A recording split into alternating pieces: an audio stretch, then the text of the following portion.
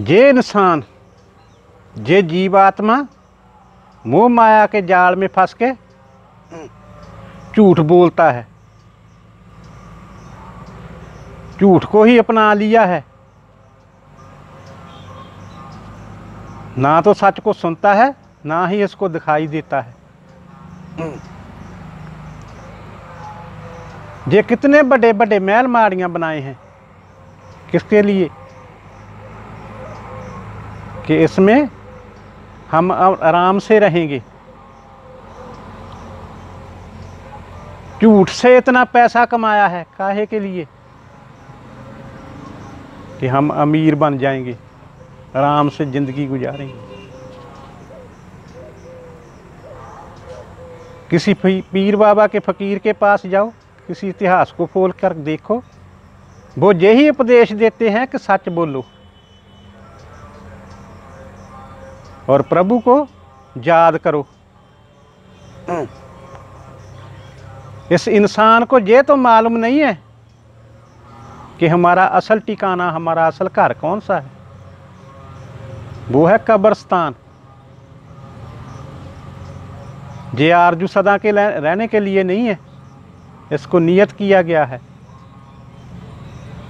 जब समा आ जाता है, फिर चाहे अमीर हो चाहे गरीब हो, चाहे शाहूकार हो चाहे कोई भी हो, फिर उसको इस संसार को छोड़कर जाना पड़ता है।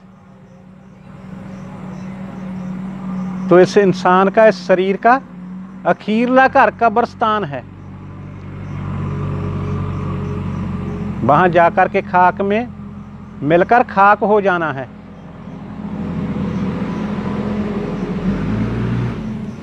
ये इंसान इसी जन्म में इंसान के रूप में प्रभु को मिल सकता है, क्योंकि इसको पूर्ण ज्ञान इंद्रियों के साथ प्रभु ने इस संसार पर, अल्लाह ने इस दुनिया के ऊपर भेजा है। परंतु ये शैतान के आखे लग के, मोह माया के जाल में फंस के उसके काम करता है। इस जन्म में हम कैसे प्रभु को मिल सकते हैं? जो ज्ञान इंद्रियां जो है, इस पर काबू पा करके जीवन संयम और निर्मल करके, इसको दुनिया के पदार्थों में ना फंसा करके, क्योंकि दुनिया के, इस संसार के जो पदार्थ हैं वो तेज हैं, लुभावने हैं। ये आत्मा उनकी तरफ जल्दी खींच हो जाती है। इसको बचा करके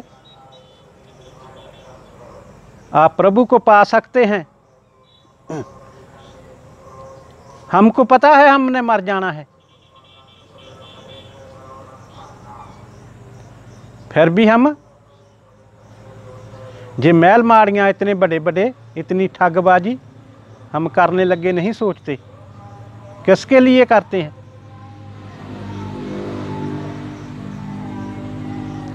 फिर जब प्रभु इसका हिसाब देता है, फिर हम दुहाई देते हैं।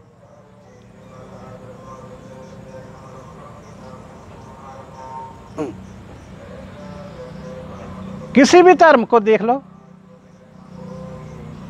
सभी धर्म यही उपदेश देते हैं कि सच बोलो। मरीद और चेले का भी यही धर्म है कि वो गुरु के दसे मार्ग पर चले, अपने मन की छोड़े।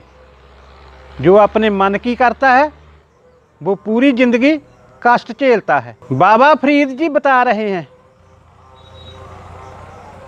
कि जिस इंसान के ऊपर प्रभु की, परमात्मा की कृपा होती है,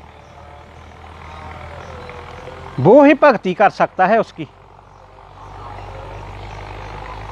फिर जिस पर कृपा हो जाती है वो पूर्ण भक्त हो जाता है। उसकी हर जगह बड़ाई होती है, जस होता है। प्रभु के घर में भी वो सत्कारे जाते हैं। तो जो प्रभु का भजन नहीं करते, साधु संगत नहीं करते, उनका धरती पर आना बेअर्थ है, भार है। तो बाबा फरीद जी उस प्रभु की ओर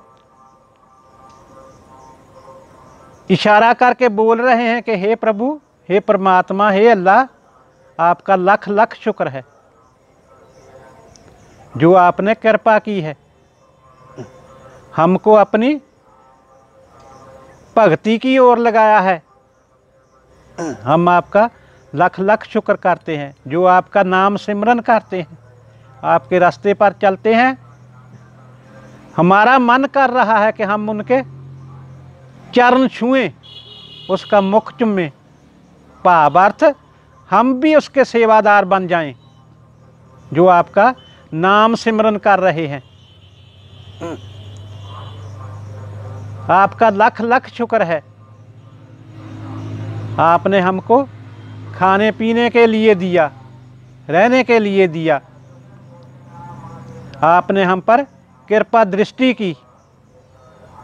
हम आपका धन्यवाद करते हैं, लख लख शुक्र है आपका।